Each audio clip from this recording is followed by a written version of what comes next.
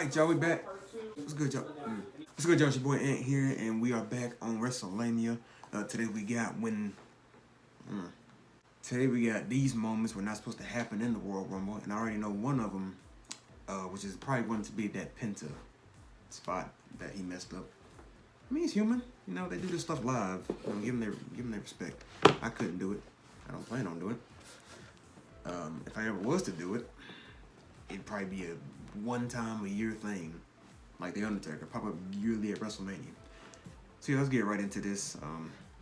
The Royal Rumble yesterday, you're probably curious on my thoughts of it, but if you ain't, I'm gonna tell you anyway. The overall show, I enjoyed it overall, but as far as the women's, I enjoyed the women's. Didn't really care for Charlotte winning it, if I'm being perfectly honest with you, bro. See, now I'm kind of glad I didn't react to the Rumble and do that video like I said I was going to do, because, Charlotte didn't need it. Didn't need it. It's like, bro, it's like exactly what Santi Zap said. She could fart and get a championship, and he's not lying. He's not. So, yeah, I disagree with it, 100%. Yeah, nah. It's not that I dislike Charlotte, but like I said, she just didn't need it in the slightest. The tag team match was good. That was good. I didn't really pay that much attention to it, to be honest, but that was good. The ladder match, boy, that might be better than the Men's Royal Rumble to me, man. That ladder match was crazy. And of course, we got the Men's Royal Rumble match. Should have been Cena. I am one of those. It should have been Cena. Because, I mean, this is the GOAT to last year. It should have been him. Jay has a long career ahead of him. He didn't, you know what I'm saying? He didn't need it. He didn't need it, in my personal opinion. And it's weird. It's like, I like Jay, but is he really ready for a main event spot? Like a legit main event run? I don't know. See, in my opinion, just because a wrestler is over with the fans, that don't mean they're... Just because we like somebody, that doesn't mean they're completely ready for a main event spot. If that makes sense. Alright, I think you have enough. Let's get right into this. Yeah, moments not supposed to happen at the Royal Rumble. I really expected to see Brock Lesnar. I don't know why. I think that man's done. He's out of here. I feel like one day he's just going to randomly tweet like Vince McMahon did. It's been real. I'm out. He's not going to have like a final match. I at least hope he does, because Brock's one of my favorites. I really hope that man don't just vanish on us. But with the way he don't like people, I wouldn't doubt it if he did. So yeah, let's get right into this. Weren't supposed to happen in the 2025 Royal Rumble. Be sure to subscribe and hit that notification bell for daily wrestling videos, and follow us on Facebook for exclusive lists. Also check out our new videos on WrestleMania XL.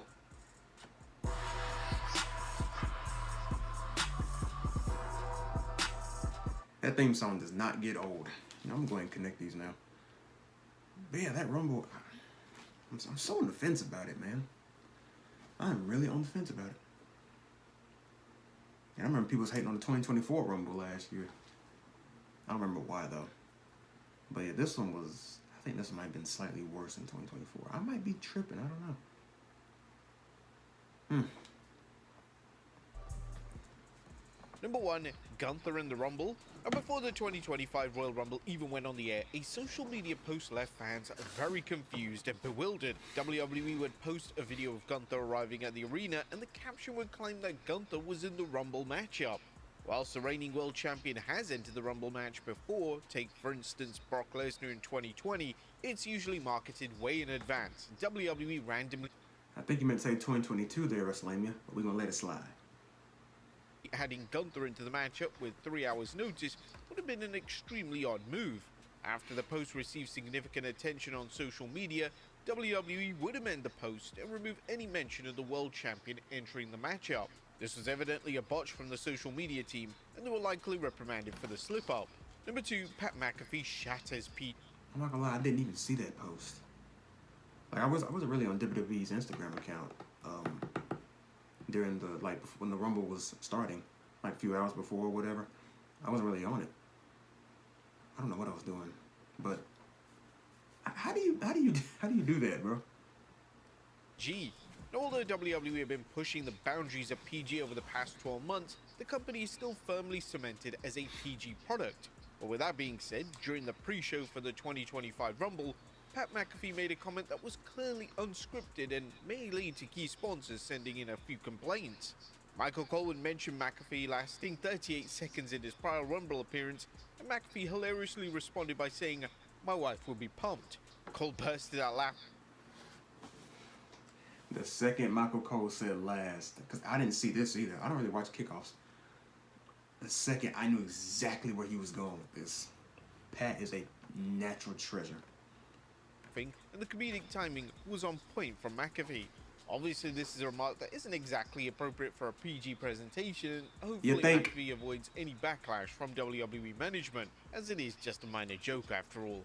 Number 3, Carmelo Hayes is livid. During the Royal Rumble pre-show, SmackDown star Carmelo Hayes would be interviewed by Peter Rosenberg. During the interview, Hayes had to stop what he was doing and call Rosenberg out for holding the microphone too close to his mouth. Hayes looked legitimately seething, and in an awkward moment, Rosenberg actually ended the interview early and apologized to the former NXT champion. This made for an uncomfortable watch, as seeing Hayes' facial expressions change was unsettling to say the very least. It was likely that Rosenberg was informed to move on and abandon the interview when it became obvious that he really wasn't impressed with Rosenberg's interview skills. Number 4, the AEW World title. Now, hilariously, during the pre-show, a fan in the crowd kept holding up a replica of the AEW World title. The fan knew exactly where the camera was, and the AEW World title managed to appear in the shot numerous times throughout the broadcast. The WWE eventually caught on to the fact that they were showing the rival promotion's world title and would then change camera angles. Now, this is the type of thing that would have made Vince McMahon furious in the old era of WWE. And if this was the old era of WWE, then the title wouldn't have been allowed into the stadium itself, as who wants to show their own competition's world title? Number 5. I might agree with you on that one, Vince. I might agree with you on that one. Lack of a countdown. One of the main elements of the Royal Rumble match is the fan interaction element. Unfortunately, during the first few minutes... I'm pausing like crazy, I know. I get in yap mode about wrestling. Was it just me or yeah, was this crowd kind of meh? That's one thing too. A crowd can really, if you have literally, let's say there's 10 matches on a WrestleMania or something, 10 to 12 matches. They're all dream matches. If that crowd is not invested, they're literally just, you know what I mean? It takes away, bro. It takes away from it. That crowd matters. I didn't realize how much the crowd really does matter, but they matter. They matter. In Indianapolis, what y'all got going on? I mean, I don't know. Maybe it was louder if you were there in person, but it did seem kind of meh. To the Women's Rumble match, WWE failed to place the countdown on the screen for the fans. This naturally led to a ton of boos. WWE often makes this mistake during Rumble matches, and it's alarming that this is a botch that occurs virtually every year. You would have thought they got their shit together by now. Number 6, screen graphics blunders. The WWE would debut new... Hell, am I a moron? Is that what were we talking about the same thing just now? This was the old era of WWE, then the title wouldn't have been allowed into the stadium itself, as who wants to show their own competition's world title? Number 5, lack of a countdown. One of the main elements of the Royal Rumble match is the fan interaction element. Unfortunately, during the first few minutes of the Women's Rumble match, WWE failed to place the countdown on the screen for the fans. This naturally led to a ton of boos. WWE often makes this mistake during Rumble matches, and it's alarming that this is a botch that occurs virtually every year. You would have thought they got their shit together by now. Number 6, screen graphics blunders. WWE would debut new screen graphics during the Women's Royal Rumble match. They were located at the bottom of the screen and did provide viewers with stats and respective countdowns. Fan reception to the graphics has been mixed, with a lot of fans believing them to be insanely distracting, and some fans have even labeled them as ugly. WWE would even... Yeah, I'm not gonna lie, because I remember when I clicked Peacock, I started watching it, and I was like, bro, is there an option to turn this off? It didn't sit well with me either. I don't know. And another thing, people are saying this WrestleMania is doomed. We don't know yet. We don't know yet. You know, remember last year we want Cody? They flipped everything around, and last year was, you never know what can happen. You never know. make some typos on the graphics with notable misspellings, including an incorrect spelling of Tiffany Stratton. Now, it's appreciated that WWE did try something new and unique, but it didn't seem to work. It would be a smart move for the concept to be scrapped for next year's event, or at least make it less distracting. Number 7, Lyra's Yeah. attire malfunction. As Women's Intercontinental Champion Lyra Valkyria started a Rumble quest, she delivered a picture-perfect fisherman suplex. However, the talented star unfortunately suffered an attire malfunction.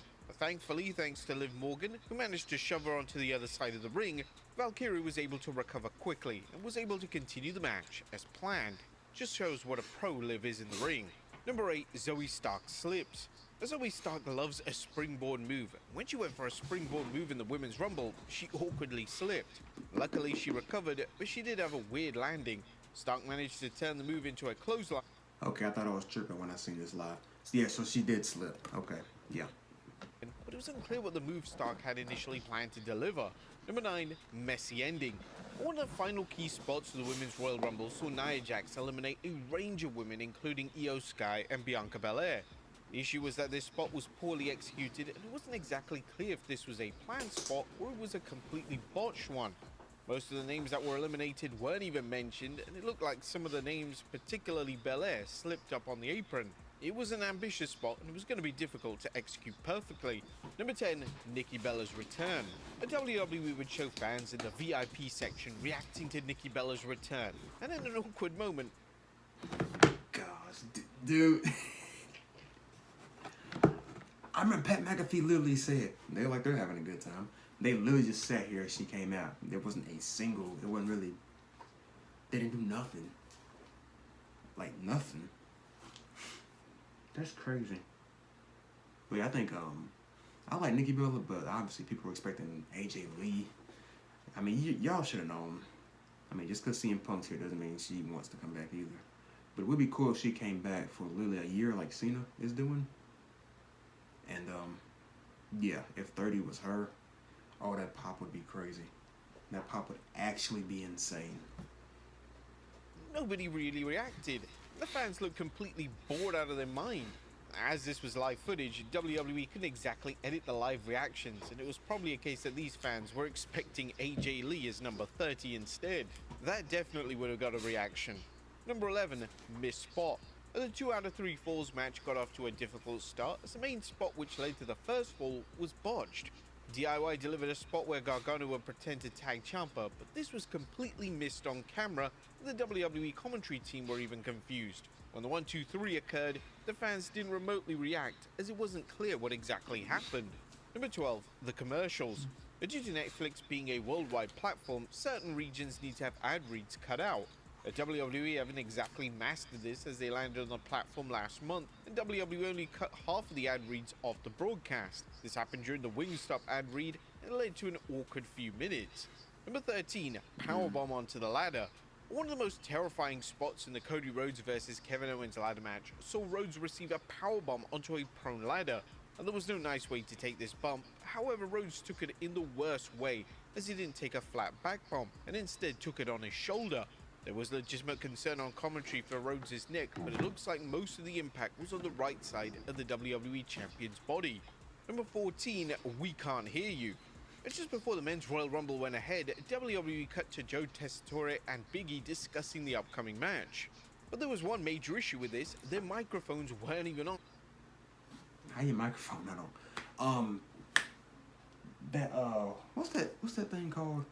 That bump that Kevin Owens took. Cody Rhodes had him like this, and he just went through the ladder. They were both on the announce table, and Kevin Owens was literally folded. Bro, I never cringed so hard. He stayed like that for like 5+ minutes. What is that move called? It's not a fisherman suplex, not a vertical suplex. I think Alabama Slammer. Yeah, I think so. But that, oof, bro, I know his, his traps were tore up after that. So it was impossible to hear what they were saying.